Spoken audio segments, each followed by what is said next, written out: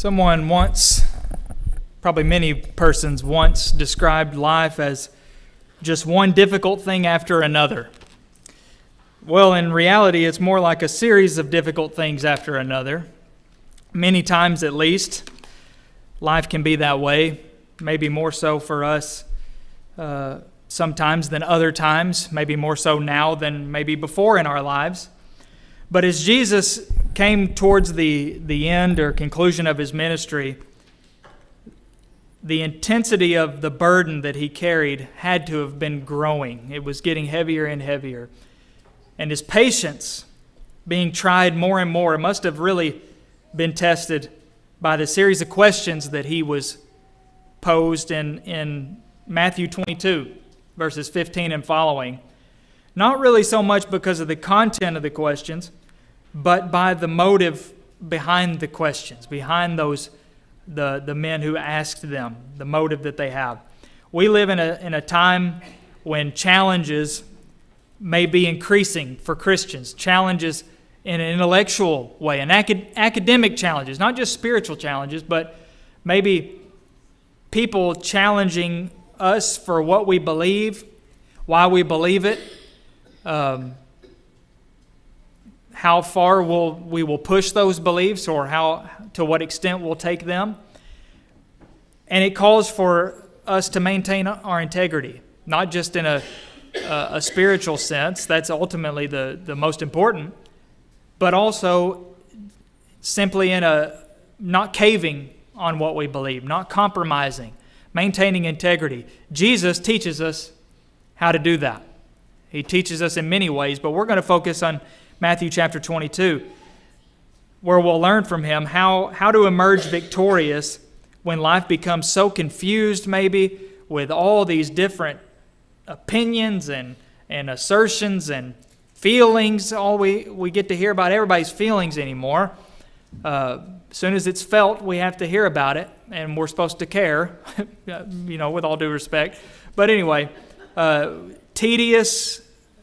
how tedious life can become with so many demanding decisions that have to be made. Jesus teaches us how to be victorious over these things, over these challenges.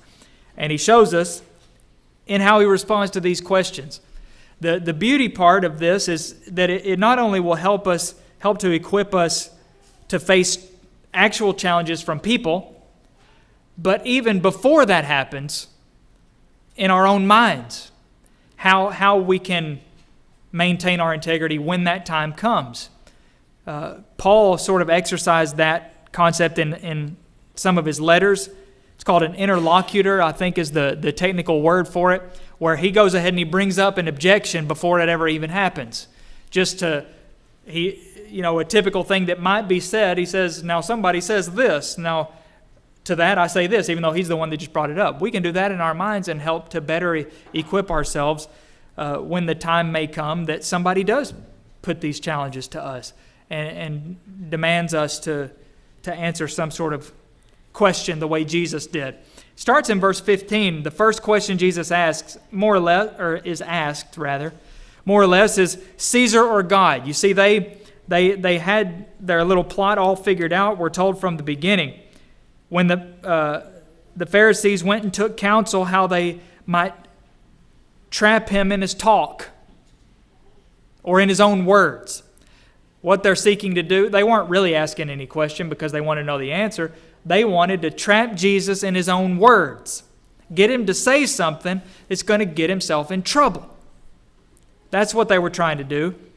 And they sent some of their disciples along with the Herodians, we learn, and they asked, first of all, they buttered him up real nice. They really laid it on thick. Teacher, we know that you are true, and you teach the way of God in truth, and you don't care about anybody's opinion.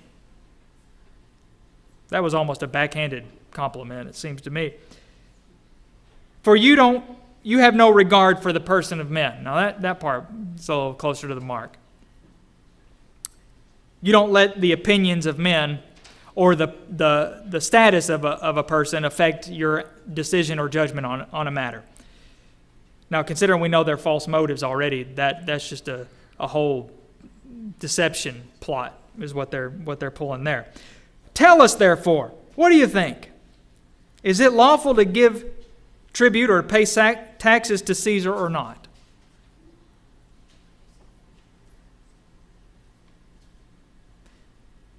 Boy, that was a tricky question. They picked their question perfectly. They got together with their little group and they talked it out. And how can we best ensnare him and lure him into getting himself in trouble? We'll ask him a question like this, just straight to the point. It's a yes or no question. Is it lawful to pay taxes to Caesar or not? Jesus would have had to have been very careful. There may be times in your life when somebody asks you a question that you know. I'm walking on eggshells here, as they say. I better be at least. I need to be careful because not in a slick, political way like the Pharisees did. Well, if we say this, then he'll say this. But if we say this, then this will happen. Not in that self-absorbed way, but in an actual, legitimate, I need to be careful the way I answer. Jesus knew the answer. The answer was yes. But he didn't say yes. What Jesus did was a little bit different and a lot more wise. He went to the heart of the matter. First of all, he called them out for their hypocrisy and ulterior motives. He says, why do you test me? Why are you testing me like this? He knew the question was a bunch of baloney in the first place. They weren't really wanting to know what he thought. He says, why do you test me like this, you hypocrites? And then he said, bring me some money. Bring me a coin. Bring me a piece of money. They brought him a denarius, a coin. Probably not all that different from our coins, like this. They brought it to him. He said, whose picture is that? Whose picture is this on this coin? Whose inscription is this? And they answered, because they didn't have any other choice, They probably didn't know where he was going with it. I like to imagine, they probably mumbled it under their breath, Caesar's picture, Caesar's inscription. And he said, what? I didn't hear you. I can't understand you. Caesar's picture, Caesar's inscription. Get on with it. I said, I don't know what you're saying. It's Caesar's picture. What are you trying to say? And he said simply, oh, well, render therefore to Caesar what belongs to Caesar. And render to God what is God's. And that answer was yes. He just said yes.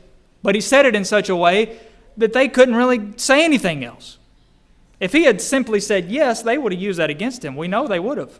That's what they were trying to get him to say. Actually, they didn't really care if he said yes or no. They just wanted him to say one or the other. Because if he said no, then they're going to go to Rome and say, hey, guess what Jesus said? He said it's not lawful to pay taxes to Caesar. Well, that'll be the end of him. But if he said yes, they would turn to the Jews and say, look at this guy. He's nothing but a sucker for Rome. Taking God's money and giving it to Caesar. The new Babylon. But he answered it so carefully. He didn't debate about the character of the Roman government. He could have. He said, this is a corrupt government. We shouldn't give them our money. The last part would have been wrong at least, but he could have at least tried to make a case about the corruption of the government. He didn't appeal to the Jewish pride by talking about, remember how great it was in the days of David and Solomon? We need to go back to that. But calmly, very collected, with strong, level-headed reasoning, he simply answered in the most perfect way, I guess, imaginable. And it silenced his challengers, but he also maintained his integrity in the process. What they sarcastically said about him, he just proved to be true. He doesn't regard the person of men, whether it's Caesar or them or anybody else. And he teaches the way of God in truth, and he is true. He's a true person. He's a true man. He's a man of truth. He is true. In fact, he is truth in himself. But there are some decisions in life that aren't as simple as being an either or, but sometimes have to be both or and. That's what it was in this case in terms of taxes, the tribute money. And Jesus taught that in his answer without seeming to cater towards Rome or seeming to cater toward the Jewish nation of old in terms of revolting against Rome. And nevertheless, if Caesar should conflict with God, it has to be God. In fact, if Caesar conflicts with God severely, God should be only. Not just first, he should be the only, God alone. But the problem in our society is that we have, in many ways, we've taken God utterly out of the equation of all decisions. It didn't used to be the case. And not even that terribly long ago. What will God think of our nation if our nation goes this way? You'll never hear somebody say that on TV. At least on any of the networks. Or you'll never hear somebody who's seeking to be elected into office say something like that, because if they do, they'll guarantee themselves to not win. That's how far we've come. But Jesus in his day still shows us how to maintain our integrity when we're put to the question about that are seemingly, God or government. There's a balance there. Jesus was victorious in that instance, and if we follow his steps, we can be too. Then he was asked another question by another group of people. That was from the Pharisees. Now he's approached by the Sadducees. They weren't friends with the Pharisees, and they didn't believe in the resurrection. They didn't believe that there was life after death because they didn't believe in such a thing as the Spirit. I've never understood how that works because God himself is Spirit. Nevertheless, they didn't believe in the Spirit, and therefore they didn't believe in the resurrection. So they were going to go to Jesus and try to make a fool of him, make him make a fool of himself, because they thought they had it all figured out. This just sounds so much like something we might experience today. They base their question on the fact that they already know there's no resurrection. Stupid. It's stupid to think there's a resurrection, and if you believe there is, then you're stupid. Okay? And everybody knows it. Everybody knows this. That was the error that they had about it. So they formulate their question that's more of a riddle, really, that was designed specifically to make the resurrection look stupid. They thought it made it impossible. Here's what they said. Moses said, if a man dies having no children, his brother shall marry his wife and raise up seed for his brother. Now let's just say there are 7 brothers. The first one married and died, and they had no children, so he left his wife to his brother.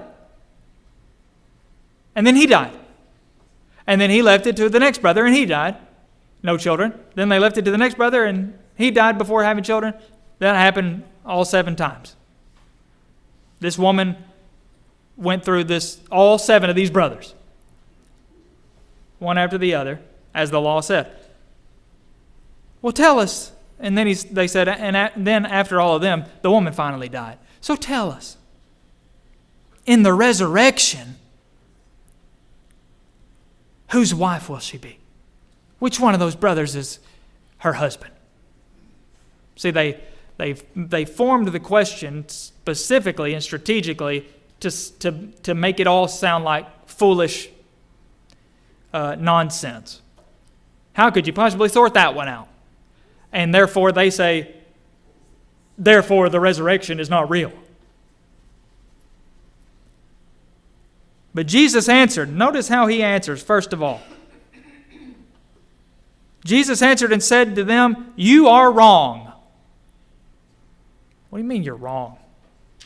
They asked him a question. How can a question be wrong? Whose wife shall she be of the 7? For she had married all of them. And Jesus says, "You are wrong." You see, Jesus acknowledges, he perceives and discerns that their whole system was based on error. They had a faulty foundation. And therefore, the ethical aspect of their question is irrelevant and totally null and void because they didn't even understand anything about the way the resurrection and life after death works, or life after life, if you will. And he, again, cut right to the matter, cut to the heart of the matter and to the point. You don't know the Scriptures or the power of God. There's your problem. You are wrong because you don't know the Scriptures or God and God's power. The Sadducees were the representatives of a religion that more or less they held on to God in a theological or a theoretical sense, but that's pretty much it. And as a result, their logic was erroneous because of the faulty foundation. They had reduced God to something less than He was. And so Jesus' solution was this.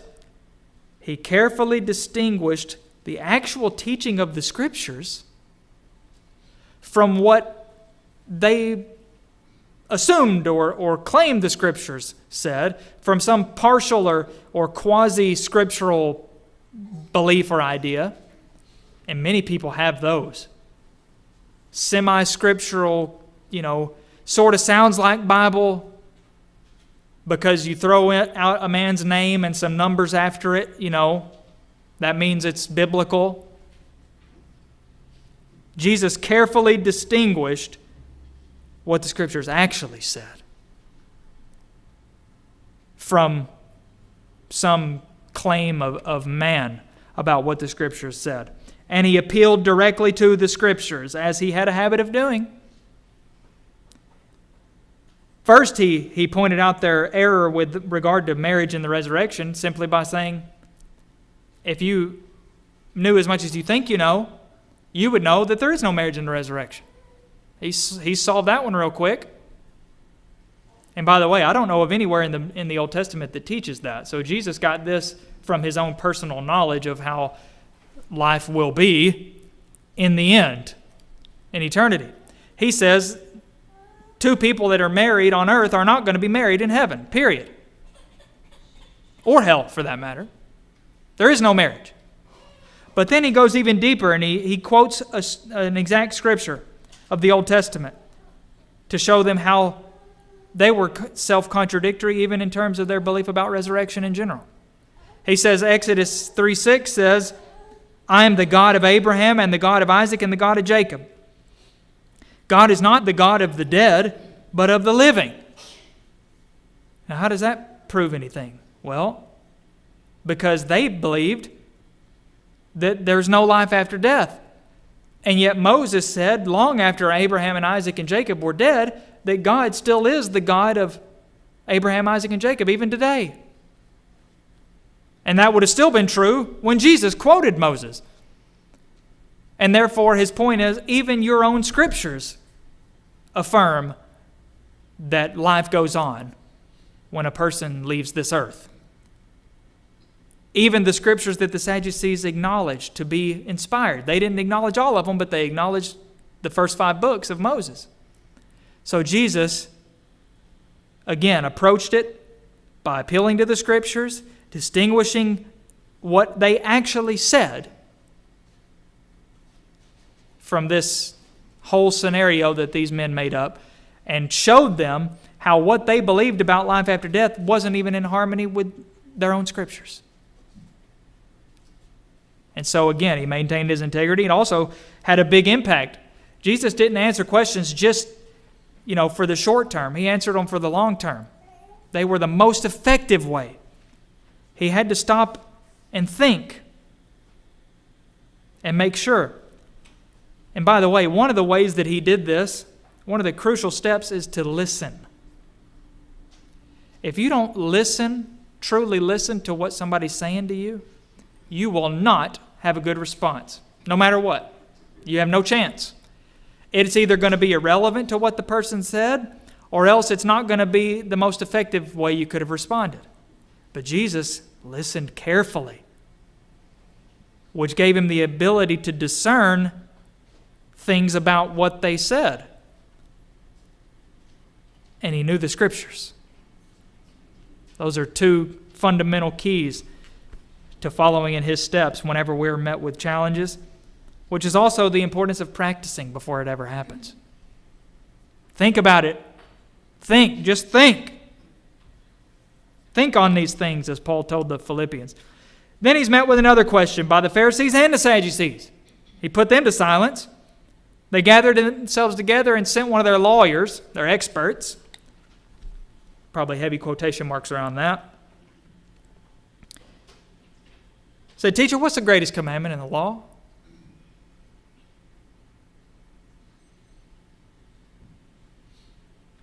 What's the greatest commandment? Putting him right on the spot again. Got to have a direct answer, a final answer, unequivocal, just right there on the spot. And sometimes we're pinned down like that with questions. Again, this is a trap question, a trick question. But Jesus said, well, the greatest commandment, Deuteronomy 6:5. Simple. He didn't say it that way, but that's essentially what he said. You shall love the Lord your God with all your heart, with all your soul, with all your mind. And I'll go ahead and tell you, that's the first greatest commandment. I'll tell you the second greatest commandment too. Love your neighbor as yourself. They didn't even ask that. So, you want to know the second greatest commandment? Love your neighbor as yourself. Why are those the greatest? Because on those two commandments, the whole law hangs. Now, I don't know what they were expecting or hoping Jesus would say to answer that question. They obviously had an idea of what they wanted him to say. But whatever that was, the key is he didn't say it. He didn't fall into that trap. He was smarter than that. Too many times we just jump right into those traps like they did. When Jesus put a question back on them, sometimes they walked right into it. We might do that too. And then we have to, the rest of the time we're trying to walk backwards. That's not very helpful. It's not very effective to do that. And you sure know that you're not going to have any positive impact on the person that's challenging you that way and anybody that's watching. Jesus always had people watching. That puts the pressure on you, doesn't it? Even if you're alone with somebody, you might start feeling the pressure building up. But think about if you had a whole group of people watching you.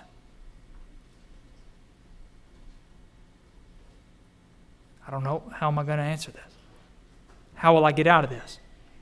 Well, Jesus answered simply and truly. Appeal to the Scriptures again. Some decisions that we have to make have to be weighed, and, opinions might need to be, legitimate opinions at least, might need to be evaluated and surveyed and, calculated against one another. Some decisions you might have to discuss it before the best one is made, or the correct one is made even. But there are others that are like true and false quizzes. You have to respond directly, immediately, exactly. And that's where Jesus found himself here, and not for the first time, not for the last. But here we see the importance of being properly informed. Properly informed. You know what one of the biggest problems we have in our nation today, and the world, I guess, at large, is a lack of being properly informed. How can you make the right decision if you're not properly informed? If you don't know what you're deciding on, how can you decide on it? Whether it's a question or something more substantial, You have to be informed. Well, when somebody asks a question like, what's the greatest commandment in the whole law?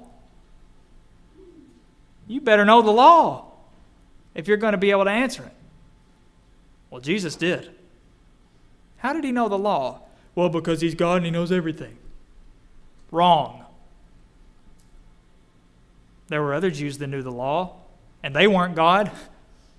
Paul knew the law, and I would venture to say, as much as is humanly possible at least, Saul of Tarsus knew the law of Moses every bit as much as Jesus of Nazareth did.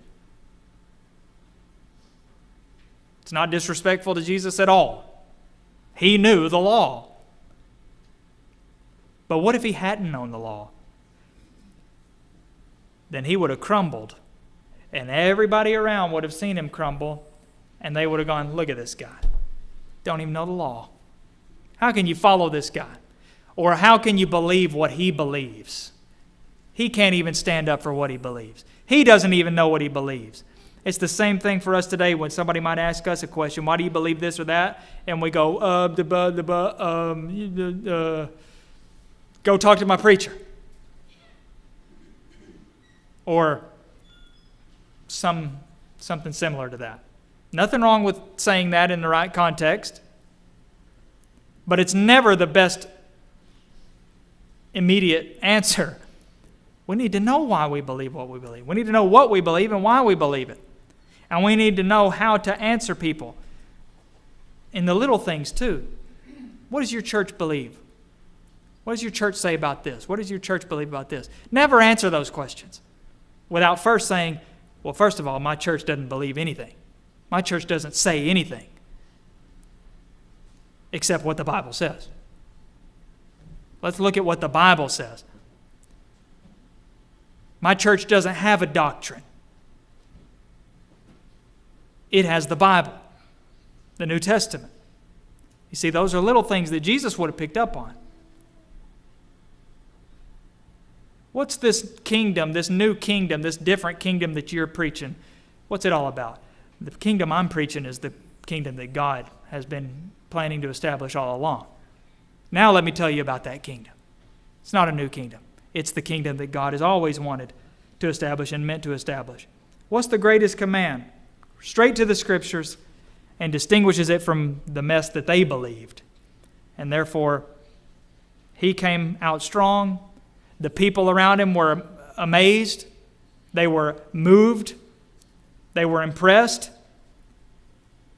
And his enemies were silenced. Put them to silence. And probably ashamed as well. Finally, the fourth one is a question that he puts to them, which is a slightly different principle and application. Know how to ask the right questions yourself. You know, sometimes the best way to answer a question is with a question. Because questions, just like they were trying to do to him, questions make you think. Even if you try not to, a question makes you think, whether you want to or not. That's really the power and purpose of a rhetorical question. Some people may not like rhetorical questions. I'm not one of those people. I think they're effective. I think they're powerful. Somebody might say it's degrading to ask a rhetorical question because the answer is obvious and you're just making your audience out to be dumb. Why would you even ask that question? Because the question makes people think. Even if the answer is obvious, it still makes them think, makes people think. And otherwise, they may not have thought. They may have just heard. And sometimes thinking is more important than hearing. I could tell you the answer, but if I ask it in a question and you say it back, then you've had to think about it, even if you already knew the answer to begin with. Jesus was a master of asking the right questions. And that's what he did after this series of questions. He says,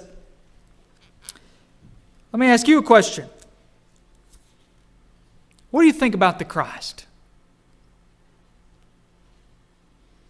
Now that answer there could have been a really long answer to that question. Would have been. And by the way, he doesn't mean me. He means the Messiah, the Old Testament Messiah in general. What do you think about the Messiah? Whose son is he? Now see, he's playing their game. He knows what they're going to say.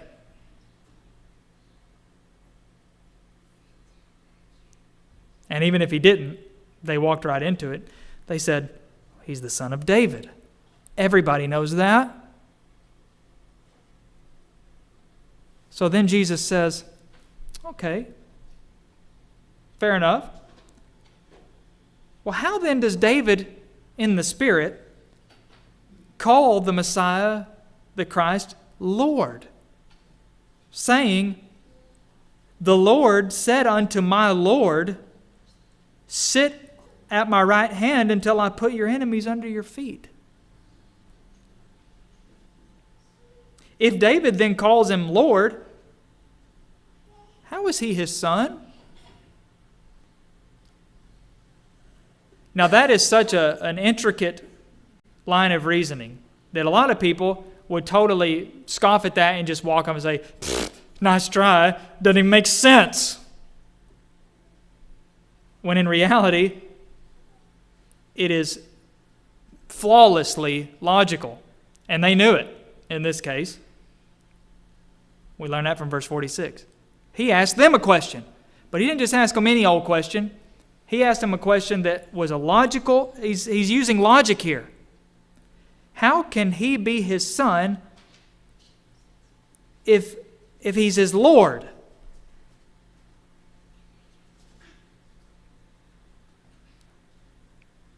And the more you think about that, the more you realize there's no answer. He calls him Lord. Now, the simple purpose of that question was to make them see, at least to make them think, rethink in general. They're faulty in their logic and their reasoning, and they need to reevaluate some of the things that they concluded about that, but even more importantly, about a lot of things. If he's his son, why does he call him Lord? How can he be his son if he's his Lord?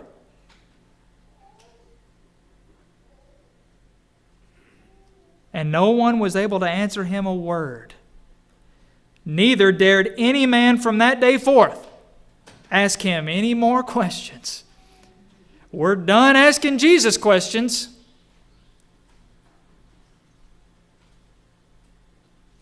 It's just like somebody might, want to arm wrestle somebody else. It's like, I'm going to beat them no matter what. I've been practicing, I've been preparing, I've been lifting weights, I'm going to do it, and you just keep getting stomped every time. And finally, you're going to say, I'm not doing it anymore. I give up. That's where they are. Because Jesus knew how to ask the right questions and respond to their questions. Many of us in Jesus' position would have been defeated long before this point. And I don't just mean in this conversation, I mean way earlier in Jesus' ministry. But Jesus maintained his integrity, if nothing else, by simply knowing the Scriptures, knowing God, being well-informed and properly informed about what he believed and what the Scriptures taught, and being able to discern in the challenges and claims of others the error.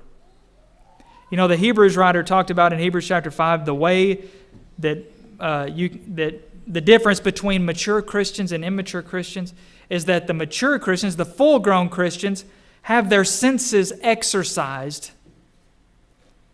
by reason of use, have their senses exercised to discern good and evil.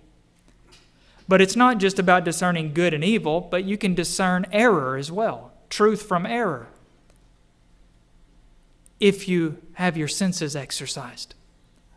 And by that, he means study, meditate, know the Word, know how to respond, know your opponent, if you will. Don't take it lightly, the responsibility of responding to challenges. You're going to be faced with challenges. Somebody at some point is going to challenge you. It may be in the privacy of a phone call or of your own home. It may be in public. But the crucial thing is you need to maintain your integrity as a person As a Christian, don't get ugly. Jesus, notice that. Probably should have pointed that out. Jesus never got ugly. He never called them names. That's what kids do. I don't even want to answer because you're just stupid.